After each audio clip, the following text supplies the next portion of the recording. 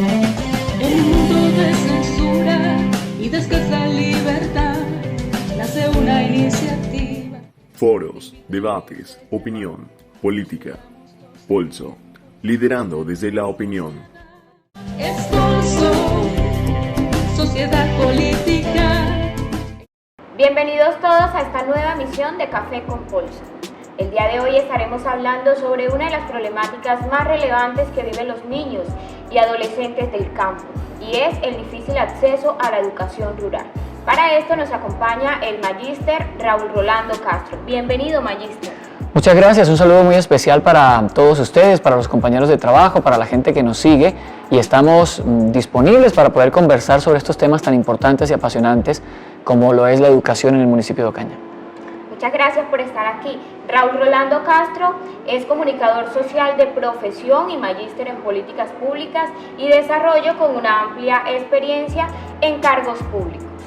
Bueno, magíster, todos sabemos que la educación rural se torna a veces un poco difícil, y es por las diferentes problemáticas que enfrentan los niños y adolescentes, entre ellas el transporte, la cobertura y las herramientas tecnológicas. Iniciemos hablando de cómo está la cobertura para la educación rural y el acceso.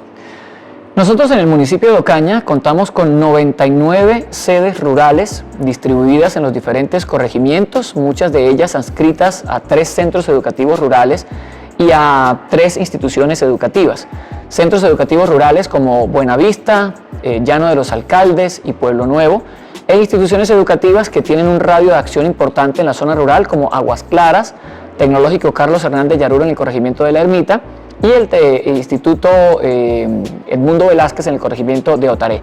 Entre todas estos que acabo de mencionar, se cuenta con 99 escuelas, un promedio de 2.960 estudiantes en la zona rural, que son, digamos, una amplia porción de estudiantes que vienen principalmente de esta área rural del municipio de Ocaña, pero también de áreas rurales de la región del Catatumbo y provincia de Ocaña, que por cercanías deciden estar en escuelas nuestras o también en escuelas del sur del departamento del Cesar, pero para el caso que nos ocupa es como el panorama actual que tenemos en cuanto a cobertura educativa. Todas estas escuelas cuentan con sus docentes, cuentan con una infraestructura educativa mínima, en algunos sectores mejores que en otros, pero se puede prestar el servicio educativo. Bueno, y ahora que tocamos el tema de que hay escuelas inactivas, secretario, en una investigación que estuvimos haciendo desde Pulso Sociedad Política, conocimos que también hay escuelas en donde el número de niños que viven en las veredas es menor, y muchas veces van niños de acá de la zona urbana para poder llenar ese cupo y que siga activa esa escuela. Es un fenómeno bastante complicado porque de igual forma hay más niños en esas veredas que pueden ingresar a estudiar. ¿Se ha creado desde la Secretaría de Educación alguna campaña en donde se promueva que más niños rurales accedan a las escuelas? Bueno, realmente no es tan así la situación, no ocurre con las escuelas rurales, ocurre con las instituciones educativas en su conjunto, particularmente en la educación secundaria. ¿Por qué razón? Caso Carlos Hernández Yarur en La Ermita, caso Aguas Claras en ese corregimiento, caso Edmundo Velázquez en Otaré, son, digamos, instituciones educativas donde ya el casco urbano no tiene suficiente número de estudiantes para poder cumplir con la media que requiere una institución para permanecer como tal, como institución educativa. En Ocaña, en el casco urbano, existe dificultad en que la oferta de cupos viene siendo limitada porque es mayor el número de estudiantes que requieren estudiar que el número de cupos disponibles. Entonces, muchas familias optan por estudiar en La Ermita, en Aguas Claras o en Otaré, y eso obviamente también le facilita a la institución porque logra complementar el cupo para poder seguir siendo una institución como tal. No ocurre en las escuelas rurales porque nadie del municipio de Ocaña, del casco urbano, va a ir a estudiar a una escuela rural precisamente por las distancias. Lo que sí está ocurriendo es que los niños en el sector rural en muchas ocasiones están tratando de seleccionar la escuela más cercana, pero en otras ocasiones por cualquier tipo de circunstancia que prefieren otra escuela, pues la toman a distancias mayores, y eso genera una serie de complicaciones importantes para los padres de familia y por supuesto para las autoridades. Secretario, en el momento, ¿cuántas escuelas rurales están activas?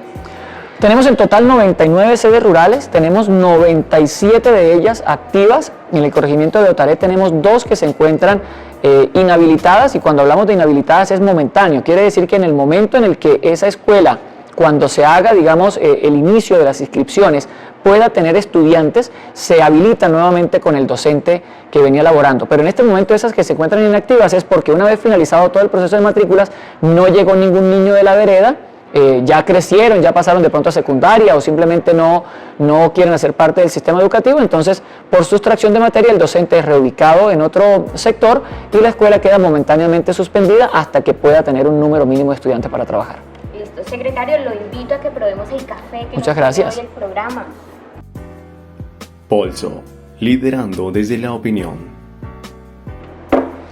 Otra de las falencias que se presentan en las escuelas rurales es la falta de transporte. Del total de escuelas que están activas, ¿cuántas cuentan con el servicio? Para generar mayor claridad en este aspecto es importante entender cómo es la composición de la infraestructura educativa. En Ocaña y en el departamento, en el país, funcionan las instituciones educativas como tal. Esas instituciones educativas tienen a su cargo un número de sedes que son las escuelas de primaria, para comprenderlo de mejor forma. Nosotros brindamos el servicio de transporte escolar para las instituciones educativas de secundaria. ¿Por qué razón? Porque en Ocaña ocurre un fenómeno, y es que lo normal y lo que ocurriría en cualquier parte del país es que los estudiantes de la zona rural que ya completaron su ciclo de primaria y necesitan acceder a la educación secundaria, se desplacen hacia los cascos urbanos a estudiar. Eso es lo normal en cualquier parte del país. ¿Por qué? Porque la zona rural en su gran mayoría no tiene acceso a la educación secundaria. En Ocaña funciona todo lo contrario. Vemos estudiantes del casco urbano de Ocaña que se ven obligados a estudiar en la zona rural porque no encontraron cupo en Ocaña. Entonces el servicio de transporte escolar está facilitado para esos estudiantes, los que desde el casco urbano de Ocaña se tienen que desplazar hacia los sectores rurales. Pero además funciona como en el caso de Otaré, recogiendo algunos niños que hacen parte de las escuelas de Otaré para llevarlos a la institución educativa Edmundo Velázquez en el casco urbano para que estudien bachillerato.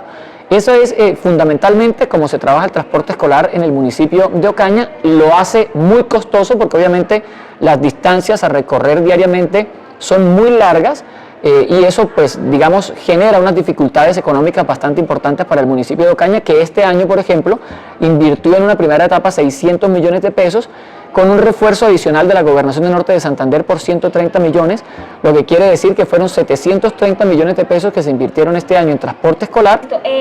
Confírmenos el número de las escuelas que están contando con el servicio. 97 escuelas en este momento están habilitadas con el servicio educativo. ¿Con el servicio de transporte? Con servicio de transporte, instituciones educativas, Edmundo Velázquez, Carlos Hernández Yaruro de la Ermita, Aguas Claras en ese corregimiento, Rafael Contreras Navarro, aquí muy cerca a la Universidad Francisco de Paula Santander, y La Salle. Son las 5 instituciones que más número de estudiantes tienen como beneficiarios del transporte escolar. Sin embargo, hay unos estudiantes que nosotros transportamos desde los corregimientos de Pueblo Nuevo y Agua de la Virgen para que estudien en diferentes planteles educativos de Ocaña, como Alfonso López, Industrial y José Eusebio Caro. Secretario, estamos actualmente en la era digital, en donde las herramientas tecnológicas son sumamente fundamentales para que los niños empiecen como a desarrollar las diferentes habilidades.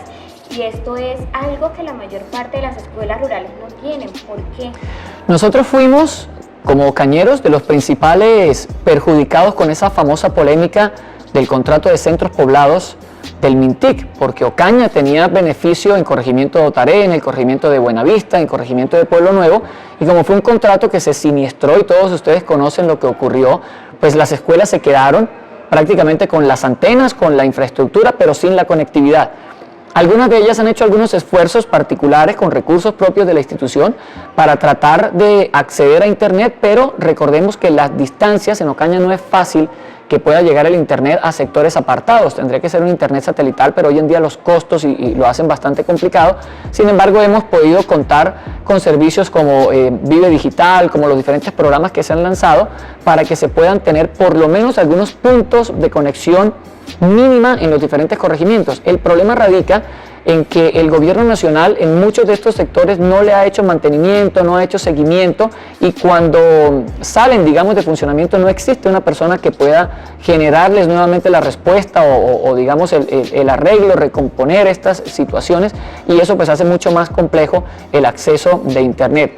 ¿Se ha creado desde la Secretaría de Gobierno algún proyecto o alguna idea de proyecto para mejorar esta problemática?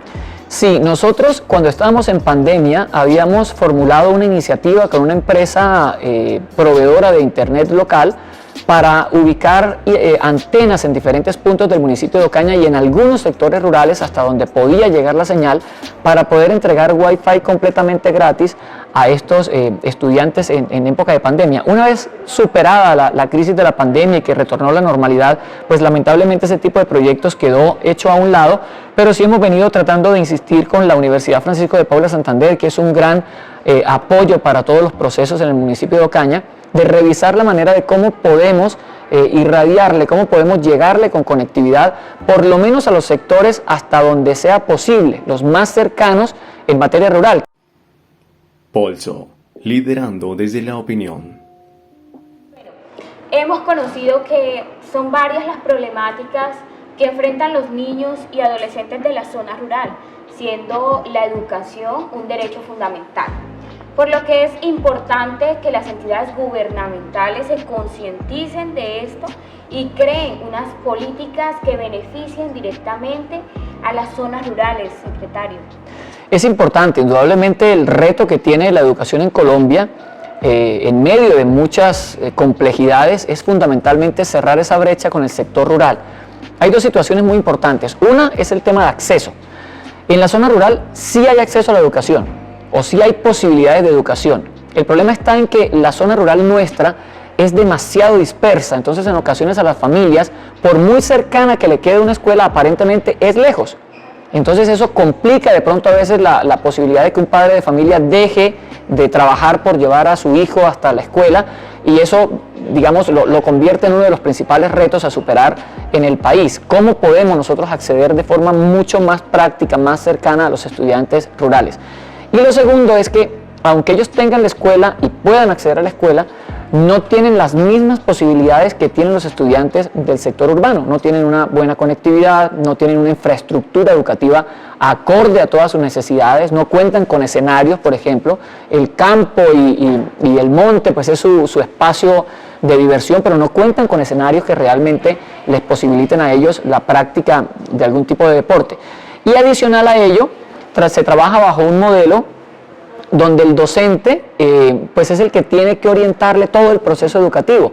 Sepa o no sepa el docente de algunas cosas, como por ejemplo educación física, los docentes hacen su mejor esfuerzo, pero en ocasiones no es, digamos, la misma posibilidad que tiene un estudiante en el sector urbano. Entonces, creo que esos son los grandes retos y la política que se debe ajustar a nivel de educación en Colombia, en cómo lograr que en la zona rural se pueda brindar una educación de calidad y con las mismas oportunidades que se puede brindar en el sector urbano. Es muy importante este tema, secretario, por lo que le agradecemos por haber participado hoy en esta emisión del programa. A ustedes muchas gracias por la invitación. Estamos siempre abiertos a este tipo de espacios de diálogo, de construcción colectiva y por supuesto atentos siempre a las sugerencias de la comunidad y a lo que se requiera para que entre todos podamos desarrollar nuestra ciudad y generarle un mejor bienestar a toda la población. Gracias. A ustedes muchas gracias por estar siempre atentos a cada una de nuestras emisiones. Los invito a que reaccionen, comenten y compartan, pero que también opinen sobre este tema tan importante. Gracias por estar siempre atentos a cada una de nuestras emisiones.